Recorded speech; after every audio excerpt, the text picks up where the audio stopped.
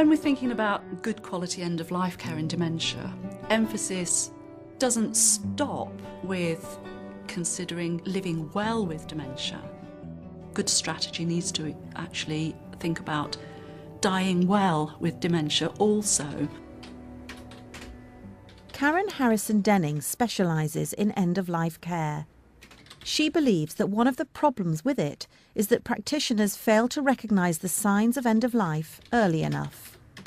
Because there is this failure to recognise when a person with dementia actually is nearing the end, they can often be subjected to unnecessary and sometimes aggressive interventions at the end of life. And what we often see is frequent admissions to hospitals, interventions such as tube feeding or intravenous antibiotics, or indeed other interventions that are perhaps not indicated for the end stage that person's at, and can actually incur more distress for that person than actually any benefit. She believes person-centred care with good advanced planning can cut unwanted hospital admissions. At Morton Hill Care Centre in Gloucestershire, a care home with dementia and nursing units, they are taking this approach to ensure people die well, where and how they wish.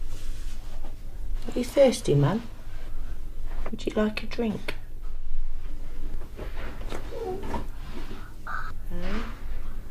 Nice cup of tea? Mairead Smart has Alzheimer's and is at the end-of-life stage. She is often visited by family members like daughter Marion Beadle and grandson Joe. Trish will bring you in a nice cup of tea in a minute, I think. We've gone from somebody who has Alzheimer's, who has no memory and repeats herself but can still have a cup of tea and a conversation, to not even being able to hold a conversation with me. Don't stay awake if you don't want to, darling. You close your eyes, lovey. Mairead is one of 59 residents who will move into the end-of-life phase at Morton Hill.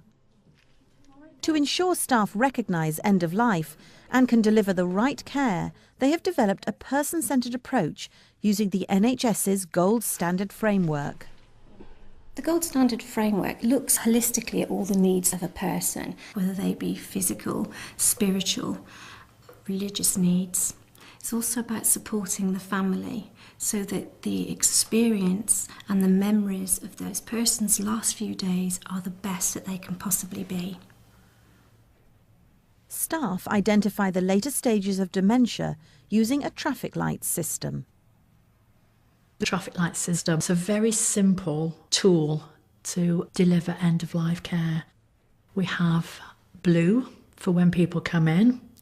We have green for when they start to deteriorate. Yellow or amber for when their deterioration is noticeable. And then we have the red for when they are in the final stages of life. Shall we do the other hand? If you pass me your other hand. That's lovely. Here we go. That's it. That's it. All staff are aware Mairead has entered the red light stage, and due to her care needs, she is now in the nursing wing. She's got a good sense of humour. Always bright woman, always, cup's always half full, you know. There's always everybody worse off than her, you know, no matter what problems she had. All she ever wanted to be was a wife and a mum. No. In end-of-life care with residents with dementia, it can be difficult to decide when they are entering the end-of-life care. It is very important that all staff within the home can identify changes within residents. One of the advantages of having residents in our home is that we know them well, so quite often those changes will be quite obvious to the whole team. Anybody that goes into that room will know how they are normally and will notice changes, so that may be changes in their breathing, for instance, which might indicate a problem.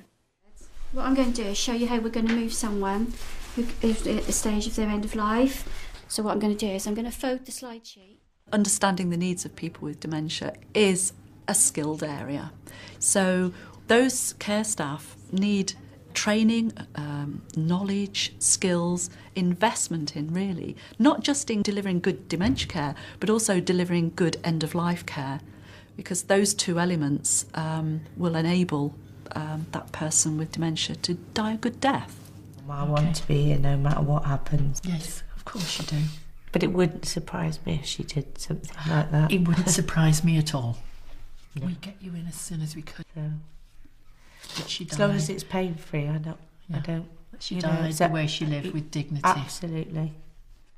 As well as training all staff to identify the dying process, at Morton Hill they use an advanced care plan to note a person's preferences for their end-of-life care in a form that can be updated. You know your mum. Is there anything that you think we should do that we're not doing for her now whilst we can? No, as long as she's got all the little things around her that remind her of her family, then that all the things that you do. Yeah, okay. Everything that you do already is perfect. That's fine. Now, as Mum becomes really, really poorly, the value of the advanced care plan is that there are no surprises, so that we've actually got everything written down for that person to die with dignity and respect, and to have their wishes carried out to the end. Even though they can't communicate those, we can deliver the care to her as she wants it and as her family want it. For Mairead, it's an important part of her plan to have family, and especially grandchildren, near her to the end. When Mum hears Joe's voice and reacts to it, that's very special for me, because she knows his voice, and that's why she'll wake up, because she knows it's him that's here. Can you hear your man on the floor? Playing in the bushes with his animals. She came here a nervous wreck. She is now the happiest, most relaxed, lovely person that I always remember her to be, and that's because of the way she's cared for you. If at the point of diagnosis, people have the opportunity and the space to enable them to talk about their future wishes and priorities in the form of an advanced care plan, then so they can still influence and control what happens to them downline at a point where they've probably lost capacity, they've lost the language, and the ability to do so.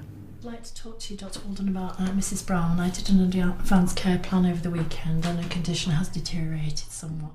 If a multidisciplinary team, including their GP, need to use the Mental Capacity Act to make best interest decisions for residents who've lost capacity, they can take people's previous life choices into account using the advanced care plan. I just wonder whether we could have a look at changing some drugs and taking her off some medication that she doesn't need. Okay. Is that okay with you? With the red light in place, staff at Morton Hill and their GP implement the Liverpool Care Pathway. This offers an outline of best practice care which a patient can expect in the final days and hours of life. Have some agitation there as well. She's getting quite sort of twitchy at times. I just think we could have something to calm her down. What's her view on it? She's okay, she's quite comfortable, she knows she's dying, but I just think it'd be nice to have her a little less upset and agitated. The doctor will sit down with the multidisciplinary team and we put in place drugs for pain and drugs that are actually to calm people down, to make their last few hours as comfortable as possible, and that their loved ones feel that they are being looked after as they want them to be looked after.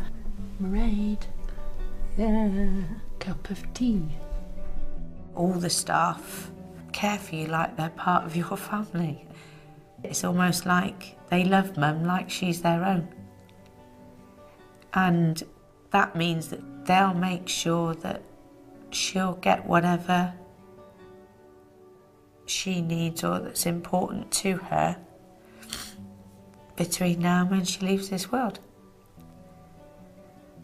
And that gives me and my family great comfort.